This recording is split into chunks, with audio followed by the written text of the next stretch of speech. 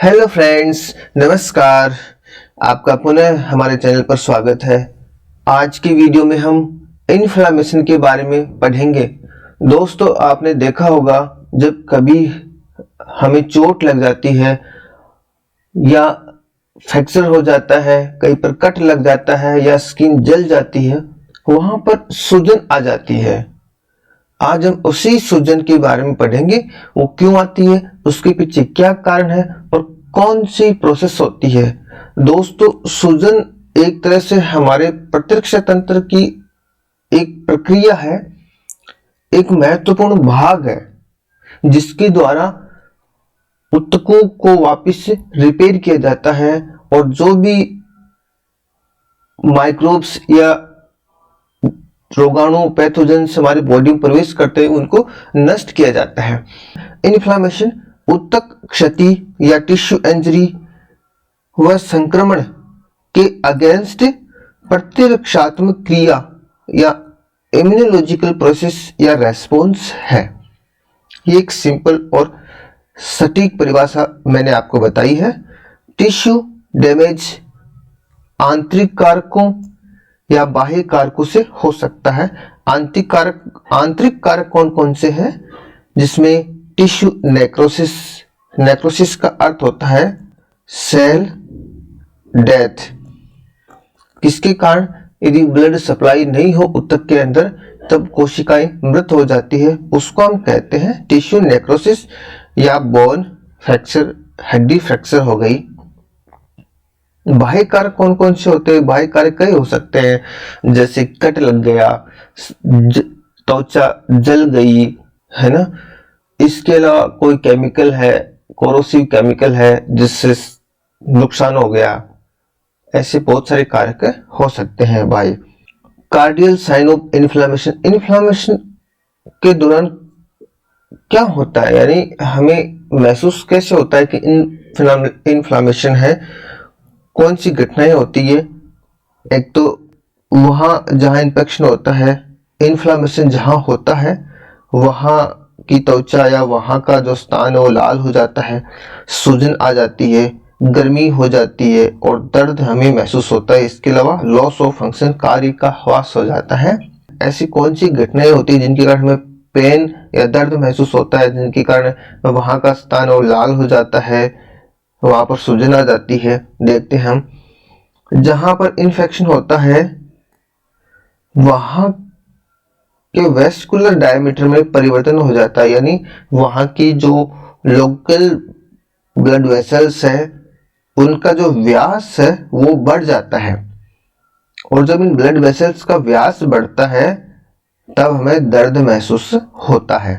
Blood vessels का व्यास बढ़ने का मतलब है वहां पर ब्लड का फ्लो बढ़ जाता है, वहां पर रुधिर की मात्रा, रुधिर का आयतन बढ़ जाता है, जिसके कारण हमें हीट, गर्मी महसूस होती है और रेडनेस महसूस होती है। जब ये दोनों घटनाएं होती है तब क्या होता है, वेस्कुलर परमेबिलिटी बढ़ जाती है, संवहनी पारगम्यता बढ़ जाती है। पारगम्यता का मतलब है फिर उस ब्लड वाहिनी से ऊतक की ओर, बाहर की ओर कई कोशिकाएं आराम से निकल सकती है। जब ये संवहनी पारगम्यता हो जाती है तब क्या होता है, लीकेज होता है। किसका होता है? फ्लड का होता है, द्रव्य का होता है। किससे? ब्लड से, ब्लड वेसल से। कहां? उस संक्रमण स्थल में, उस टिश्यू में। अब जो फ्लड लीकेज होता है, द्रव्य लीकेज होता है, उसमें बहुत सारे एंटी माइक्रोबियल सब्सटेंसेज होते हैं, उसमें कॉम्प्लीमेंट सिस्टम वाले प्रोटीन्स होते हैं, मीडिएटर्स होते हैं, जो फिर आगे की प्रोसेस को संपन्न करते हैं। ये जो फ्लड है, द्रव्य है, वो कहां? टिश्यू में जाकर एकत्रित हो जाता है जहां संक्रमण हुआ है और उस स्थान से फिर हमें, उस स्थान पर हमें क्या महसूस होती है? सूजन महसूस होती है। वो सूजन और दर्द के लिए जिम्मेदार होता है। एक सामान्य फीचर हमने देखा इसका। अब हम इसकी क्रियाविधि देखते हैं, ये घटनाएं होती कैसे, मॉलिक्यूलर लेवल पर कैसे ये घटनाएं घटित होती है वो हम देखते हैं। जब शरीर में संक्रमण या ऊतक क्षतिग्रस्त हो जाता है, कोई संक्रमण हो गया या फिर कोई टिश्यू इंजरी हो गई, ऊतक क्षतिग्रस्त हो गया, तब वहां की एपिथेलियल स्तर में, वहां के जो एपिथेलियल स्तर होता है उसमें स्थित प्रहरी कोशिकाएं, ये शब्द यूज किया है। प्रहरी कोशिकाएं जो वहां की गार्ड होती है, एक तरह से प्रहरी का मतलब गार्ड वहां के। और प्रहरी कोशिकाएं कौन सी होती है? प्रतिरक्षक कोशिकाएं होती है, जिनका नाम कौन कौन सा है यहाँ पर है। प्रहरी कोशिकाओं को इंग्लिश में क्या कहते हैं? सेंटिनेल कोशिकाएं। इन कोशिकाओं का नाम क्या क्या है? मैक्रोफेजेज, मास्ट सेल और डेंड्रिटिक सेल। ये आपको ध्यान रखना है। सेंटिनेल सेल का नाम सुनकर आपको कंफ्यूज नहीं होना है। ये मैक्रोफेजेज, मास्ट सेल्स और डेंड्रिटिक कोशिकाएं होती है जो एपिथेलियल स्तर के जस्ट नीचे स्थित रहती है, प्रहरी की तरह है। ये क्या करती है? ये पेम्स, डैम्स या क्रिस्टल से सक्रिय हो जाती है, इनसे क्रिया करके ये सक्रिय हो जाती है। ये पेम्स, डैम्स ये मैं बता चुका हूं। पेम्स क्या होते हैं? ये कुछ कंजर्व सुरक्षित अणु होते हैं, किसके? पैथोजेंस के, रोगाणुओं के, जिनसे हमारी जो प्रतिरक्षा कोशिकाएं होती है शरीर की, वो उनसे जुड़ती है, उनसे इंटरेक्शन करती है और सक्रिय हो जाती है। डैम्स जो डैमेज टिश्यू होता है, जो इंजर्ड टिश्यू हो गया, उनके द्वारा स्रावित मॉलिक्यूल्स होते हैं, जिनसे हमारी प्रतिरक्षा कोशिकाएं सक्रिय हो जाती है। या क्रिस्टल्स हो सकते हैं, इनसे भी हमारी प्रतिरक्षा कोशिकाएं सक्रिय हो जाती है। सक्रिय होने के बाद फिर वो पैथोजेंस को फेगोसाइटोसिस की क्रिया द्वारा निगलना शुरू कर देती है। एनगल्फ यानी निगलना शुरू कर देती है। पहली चीज ये। दूसरी, ये कोशिकाएं PRR सिग्नलिंग के माध्यम से, जैसे पैथोजेंस के अंदर पेप्स होते हैं, वैसे ही इम्यूनो सेल्स, हमारी प्रतिरक्षा कोशिकाएं होती है। जन्मजात प्रतिरक्षा कोशिकाओं की बात मैं कर रहा हूँ। जन्मजात प्रतिरक्षा की जो कोशिकाएं होती है, जैसे macrophage, mast cell, dendritic cell, neutrophils और कई सारी कोशिकाएं हैं, उन कोशिकाओं के ऊपर PRRS पाए जाते हैं, pattern recognition receptor. Pattern recognition receptors होते हैं जो इन पेप्स से क्या करते हैं? इंटरेक्शन करते हैं, लाइगेशन करते हैं, जुड़ते हैं। किसके माध्यम से? सिग्नलिंग पाथवे के द्वारा। और ये एक सिग्नलिंग पाथवे शुरू हो जाता है जुड़ने से, वो फिर आगे चलकर सक्रिय होकर किनका निर्माण करते हैं? मीडिएटर्स का निर्माण करते हैं, साइटोकाइंस का निर्माण करते हैं, कीमोकाइंस का निर्माण करते हैं। ये फिर जो मीडिएटर्स होते हैं, साइटोकाइंस होते हैं, कीमोकाइंस होते हैं, आगे इन्फ्लेमेशन की प्रोसेस को शुरू कर देते हैं। यहाँ पर एक हम इस चीज को डायग्राम से समझने की कोशिश करेंगे। ये एक डायग्राम मैंने आपको बताया है। ये टिश्यू है, ये कोई ऊतक है जिसकी ये बाहरी लेयर है, और ये इस ऊतक के अंदर स्थित क्या है? रुधिर वाहिनी है, ब्लड वेसल्स है। ये क्या है? ब्लड वेसल्स है, जिसका नाम कैपिलरी। ब्लड वेसल्स का जो अंतिम पार्ट होता है वो कैपिलरी के रूप में होता है। अब यहाँ पे ये टिश्यू कट लग गया, कोई क्षतिग्रस्त हो गया ऊतक, यहाँ से कुछ अंदर चला गया, क्रिस्टल है, जैसे क्रिस्टल कुछ है, इससे टिश्यू डैमेज हो गया। डैमेज होने से क्या हुआ? डैमेज जब होता है तो बैक्टीरिया भी अंदर चले जाते हैं। ये बैक्टीरिया है, जीवाणु है। टिश्यू डैमेज और बैक्टीरिया क्या कर देते हैं? जो ये कोशिकाएं हैं, कौन सी कोशिकाएं हैं? सेंटिनेल कोशिकाएं, प्रहरी कोशिकाएं, जिसमें मैक्रोफेजेज है, दूसरी न्यूट्रोफिल्स है। ये कोशिकाएं क्या करती है? ये कोशिकाएं एक्टिव हो जाती है। एक्टिव होके किनका निर्माण करती है? साइटोकाइंस का निर्माण करती है, जिसमें कीमोकाइंस होते हैं, जो क्या करते हैं? कीमो एट्रैक्टेंट होते हैं। कीमो एट्रैक्टेंट होते हैं। ये आगे फिर दूसरी कोशिकाओं को यहाँ आने के लिए प्रेरित करते हैं, इंड्यूस्ड करते हैं। इसके अलावा वैसो एक्टिव फैक्टर कौन से होते हैं? वो फैक्टर होते हैं जो ब्लड वेसल्स को का डायामीटर बढ़ाने में मदद करते हैं। ये सारे मिलके क्या करेंगे? ये सारे मिलके ब्लड का फ्लो इंक्रीज कर देंगे और कैपिलरी परमेबिलिटी यानी इस ब्लड वेसल्स में पारगम्यता को बढ़ा देंगे। ये सारी घटनाएं होने से क्या होगा? सेकेंड प्रोसेस में क्या होगा? जब इस ब्लड वेसल्स की पारगम्यता बढ़ जाएगी, इसका डायमीटर बढ़ जाएगा, तो यहां से फिर फ्लड क्या होगा? टिश्यू के अंदर चला जाएगा। फ्लड किसके अंदर चला जाएगा? टिश्यू के अंदर चला जाएगा। फ्लड के साथ साथ कोशिकाएं भी इस टिश्यू के अंदर चले जाएगी। कोशिकाएं किस माध्यम से जाएगी? एक्स्ट्रावेसेशन के माध्यम से जाएगी। जो फ्लड टिश्यू के अंदर जाएगा उसमें कौन कौन से होते हैं? कॉम्प्लीमेंट होते हैं, उसमें एंटी माइक्रोबियल प्रोटीन्स होती हैं और भी बहुत सारे इसमें पदार्थ होते हैं। कोशिकाएं जब इसमें जाएगी, इसके अंदर टिश्यू के अंदर जहां पर संक्रमण है, सबसे पहले न्यूट्रोफिल्स जाती है, उसके बाद में दूसरी अदर फेगोसाइट्स है जैसे मोनोसाइट वो प्रवेश करती है।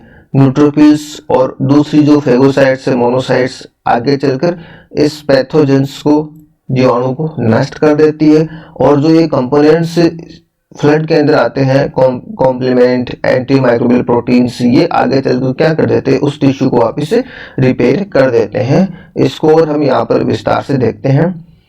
जब ये लोकल इन्फ्लामेशन हो जाता है, इन्फेक्शन हो जाता है, इन्फ्लामेशन इन्फेक्शन में थोड़ा सा अंतर है, ध्यान रखना है। जब लोकल इन्फेक्शन हो जाता है, संक्रमण हो जाता है, तब सबसे पहले जहां कट लगता है टिश्यू के, यदि कोई कट लगा है बॉडी में, सबसे पहले प्लेटलेट्स आकर क्या कर देती है? ब्लड क्लॉटिंग की प्रक्रिया करती है। सबसे पहले ये होता है, बाकी प्रोसेस बाद में होती है। ब्लड क्लॉटिंग की घटना होती है और जो क्लॉटिंग प्रोटीन है वो जहां पर इंजरी हुई है, जहां पर संक्रमण हुआ है, वहां पर आकर चिपक जाती है या वहां पर अपना कार्य शुरू कर देती है। इसके बाद में क्या होता है? PRR सिग्नलिंग होती है। PRR सिग्नलिंग होती है, जिसके द्वारा क्या होती है? Macrophages, dendritic cells, mast cells active हो जाती है। ये जो कहाँ स्थित होती है? जहाँ कट लगता है उस एपिथेलियल लेयर के जस्ट नीचे स्थित होती है। ये सक्रिय होकर क्या करती है? ये प्रो इन्फ्लामेटरी साइटोकाइंस का स्राव करती है। कौन कौन से? जैसे TNF alpha, tumour necrosis factor alpha, interleukin 1 beta, interleukin 6, chemokines, prostaglandins, histamines के अलावा अन्य मीडिएटर्स जो मास्ट सेल के द्वारा सीक्रेट होते हैं। ये यहाँ पर प्रो इन्फ्लामेटरी साइटोकाइन सीक्रेट होते हैं। ये कई कार्य करते हैं। पहला कार्य क्या करते हैं?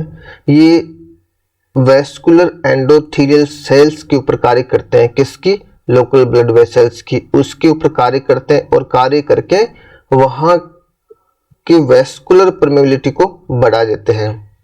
जो रुधिर वाहिनियां हैं उनकी जो अंदर की सहवनी एंडोथेलियल कोशिकाएं होती है उन पे कार्य करके सहवनी पारगम्यता को बढ़ा देते हैं। सहवनी पारगम्यता यानी वेस्कुलर परमेबिलिटी।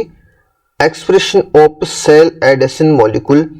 ये सेल एडेशन मॉलिक्यूल क्या होते हैं?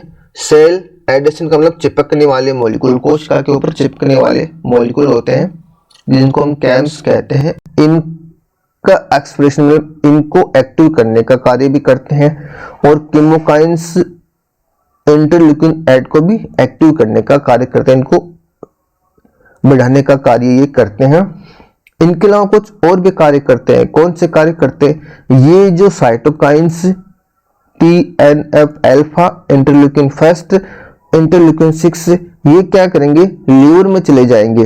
ब्लड के थ्रू लीवर में हेपेटोसाइट्स कोशिकाओं को एक्टिव करके एक्यूट फेज प्रोटीन का सिक्रेशन बढ़ा देते हैं।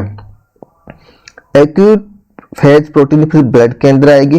आकर WBC की मात्रा बढ़ा देगी, ACTH हार्मोन की मात्रा बढ़ा देगी, एड्रिनोकोर्टिकोट्रोपिक हार्मोन की मात्रा बढ़ा देगी, प्लाज्मा विस्कोसिटी या प्लाज्मा की सांद्रता बढ़ा देगी, ESR एरिथ्रोसाइट सेडिमेंटेशन रेट को बढ़ा देगी। ये सारी क्रिया होगी, ये सारी क्रिया होने से ये जो हम देख रहे हैं, इन सारी क्रियाओं की वजह से वैस्कुलर परमेबिलिटी बढ़ जाएगी, के मॉलिक्यूल्स का एक्सप्रेशन बढ़ जाएगा और केमोकाइंस 8 का सिक्रेशन बढ़ जाएगा। इसके अलावा हाइपोथैलेमस में ये जो साइटोकाइंस है, TNF अल्फा, इंटरल्यूकिन 1, इंटरल्यूकिन 6, ये और दूसरा कार्य करेंगे हाइपोथैलेमस में जाएंगे और वहां के उसके माध्यम से फीवर को बढ़ा देंगे, हमारे बॉडी के टेम्परेचर तापमान को बढ़ा देंगे। बॉडी का टेम्परेचर बढ़ने से भी जो माइक्रोब्स है वो उच्च टेम्परेचर में वहां पर नष्ट हो जाते हैं, इन्फेक्शन को वो रोकते हैं उच्च तापमान के माध्यम से। ये सारी घटनाएं होती है, ये स्टेज फर्स्ट है जो हमने देखी है। इसके बाद में क्या होता है, ये सब होने के कारण वैस्कुलर परमेबिलिटी बढ़ने के बाद में ब्लड वेसल्स की सहनीय पारगम्यता बढ़ गई, डायमीटर बढ़ गया। ये सारे होने के कारण ब्लड से द्रव्य फ्लड कहाँ चला जाता है, प्रभावित ऊतकों में प्रवेश कर जाता है, जिनके साथ इस ये द्रव्य जो ब्लड से टिश्यू के अंदर गया है उसके अंदर क्या होते हैं, एंटी माइक्रोबियल सब्सटेंसेज होते हैं और संपूरक घटक होते हैं, कॉम्प्लीमेंट कंपोनेंट होते हैं। वो जाकर क्या कर देंगे, ऊतकों में स्वेलिंग कर देंगे, सूजन पैदा कर देंगे। ये जो फ्लो है, सेल का फ्लो ब्लड वेसल्स में कीमोकाइंस व केम्स के इंटरेक्शन द्वारा प्रेरित किया जाता है। ये कैसे सेल्स ब्लड से टिश्यू के अंदर चली गई, कीमोकाइंस और केम्स के इंटरेक्शन के द्वारा इंड्यूस्ड होकर गई है। इनके माध्यम से कोशिकाएं वैस्कुलर एंडोथेलियल्स के चिपकती है, जो ब्लड वेसल्स की जो एंडोथेलियल लेयर है उसके चिपक जाती है और फिर वाहिकाओं की भित्ति से पास होती हुई टिश्यू के स्पेस में चली जाती है। इसे एक्स्ट्रावेसेशन कहते हैं। ये जो हमने डायग्राम आपको बताया है यहाँ पर, जैसे ये कोशिका है, ये कोई कोशिका है, कौन सी मैं यहाँ पर रेड से कर रहा हूं, ये जो कोशिका है, जब ये कीमोकाइंस यहाँ पर आएंगे, ये क्या करेंगे, कीमोकाइंस और कैम्स ये क्या करेंगे, इसको ये जो इसकी सेल वाल है, इसकी एंडोथेलियल लेयर है ब्लड वेसल्स की, इसकी चिपक जाती है, चिपकने के बाद में फिर इसमें एक्स्ट्रावेसेशन होगा। यहाँ पर ये ऐसे करके एक्स्ट्रावेसेशन के माध्यम से टिश्यू के अंदर चली जाती है। प्रक्रिया होती है जिसमें एक नली बन जाती है, फिर उसी के माध्यम से फिर ये आगे बाहर की ओर निकल जाती है। इस क्रिया के माध्यम से सबसे पहले कौन सी बाहर निकलती है, न्यूट्रोफिल सबसे पहले संक्रमण स्थल पे पहुंचती है। न्यूट्रोफिल्स क्यों पहुंचती है, क्योंकि ये इसकी संख्या वैसे भी WBC के अंदर सबसे अधिक होती है, इसलिए ये सबसे पहले वहां पर पहुंचती है। इसके बाद मोनोसाइट वहां पर पहुंचना शुरू कर देती है संक्रमण स्थल पर, जो मैक्रोफेजेज में विभाजित होती है। ऊतकों के अंदर मोनोसाइट मैक्रोफेजेज के रूप में रहती है और ब्लड के अंदर वो मोनोसाइट के रूप में रहती है।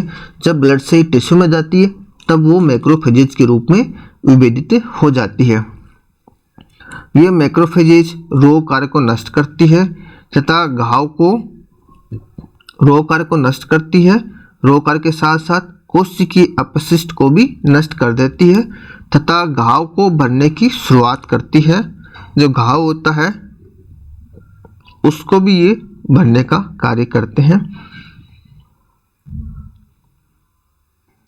आगे फेगोसाइट्स व एंटी माइक्रोबियल सब्सटेंसेज क्या करेंगे, बैक्टीरिया को नष्ट करने का काम करेंगे, जो इन्फेक्शन हुआ है उसको भी ये नष्ट करने का काम करेंगे। और जो साइटोकाइंस है उनके द्वारा जो इम्यूनो सिस्टम की कोशिकाएं एक्टिव हुई है वो कोशिकाएं फिर आगे टिश्यू को रिपेयर करने का काम करेगी, जो क्षतिग्रस्त हुआ है टिश्यू उसको वापस रिपेयर कर देते हैं। ये इन्फ्लामेशन की प्रोसेस है, एकदम सिंपल और सरल है। इसको आप अच्छे से याद करिए, एग्जाम में ये पूछ ले जाता है कई बार, इसलिए इसको अच्छे से याद करिए। और यदि आपको यहाँ पर पढ़ना अच्छा लग रहा है तो अपने दोस्तों को भी ज़रूर शेयर करें। इसी के साथ आज का वीडियो हम यहीं पर समाप्त करते हैं। धन्यवाद।